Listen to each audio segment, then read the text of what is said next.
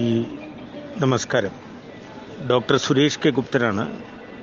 ഈ പറഞ്ഞ മെഷർമെൻ്റൊക്കെ ഏകദേശം ഒരു 5 കൊല്ലം മുമ്പുള്ള ചില ലാബുകാരുടെയും ഡോക്ടർമാരുടെയും നിഗമനമാണ്. വിദേശ സയൻറ്റിസ്റ്റുകളും ശാസ്ത്രജ്ഞന്മാരുമാണ് ഓരോ മനുഷ്യൻ്റെ ശരീരത്തിലെ ഓരോ അളവുകൾ എടുക്കുന്നത്. ഇപ്പോൾ പുതിയ ഞങ്ങളുടെ ലേറ്റസ്റ്റ് റിസർച്ച് പ്രകാരം പ്രമേഹത്തിൻ്റെ അളവ് 140 ഫാസ്റ്റിംഗ്.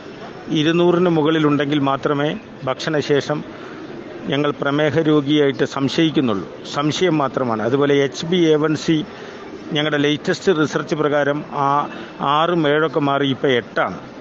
അതുപോലെ ബ്ലഡ് പ്രഷർ 120/80. അതൊക്കെ മാറി ഇപ്പോൾ 140 90 140 100 വരെ എത്തി. 150 100 മുകളിൽ കയറിയാൽ മാത്രമേ ഹൈപ്പർ ടെൻഷൻ എന്ന അവസ്ഥ വരുന്നുള്ളൂ.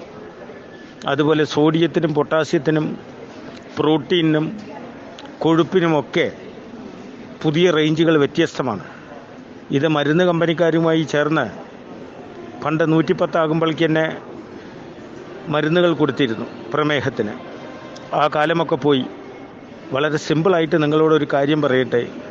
നിങ്ങളെ രോഗിയാക്കുന്നത് നിങ്ങളുടെ മനസ്സാണ്. ഇത് എത്ര പേർക്കറിയാം? നിങ്ങളുടെ മനസ്സ് തളർന്നാൽ നിങ്ങൾ യുദ്ധം തോറ്റു. ഒരു മനുഷ്യനെ രോഗിയാക്കാൻ ഒരു ഡോക്ടർക്കോ ഒരു കാട്ടാളനോ അല്ലെങ്കിൽ ഒരു വൈദ്യനോ ഒരു വക്കീലിനോ ഒക്കെ പെടുത്തും. കാരണം നിങ്ങളെ പേടിപ്പെടുത്തുമ്പോഴാണ് നിങ്ങൾ നിക്കക്കള്ളിയില്ലാതെ, ഇതിന് ഞങ്ങൾ പറയുന്ന പേരാണ് pressurised tactics.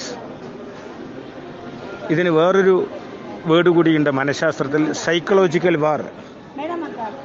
What is psychological war? നിങ്ങളെ പേടിപ്പെടുത്തുന്നു. നിങ്ങളൊരു പ്രമേഹ രോഗിയാണ് എന്ന് ഡോക്ടർ ഉറപ്പിച്ചു, പ്രമേഹമുണ്ട്. നിങ്ങളൊരു ക്യാൻസർ രോഗിയാണ്, ക്യാൻസർ ഉണ്ട്.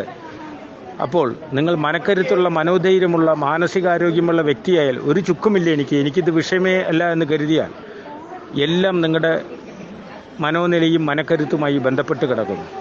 അപ്പോൾ നിങ്ങളെ ഡോക്ടർമാരും വക്കീലന്മാരൊന്നും ഭീഷണിപ്പെടുത്താതിരിക്കട്ടെ. ഒന്നിലും നിങ്ങൾ കുലുങ്ങരുത്. നിങ്ങൾ രോഗിയുമല്ല. പ്രശ്നം തീർന്നു.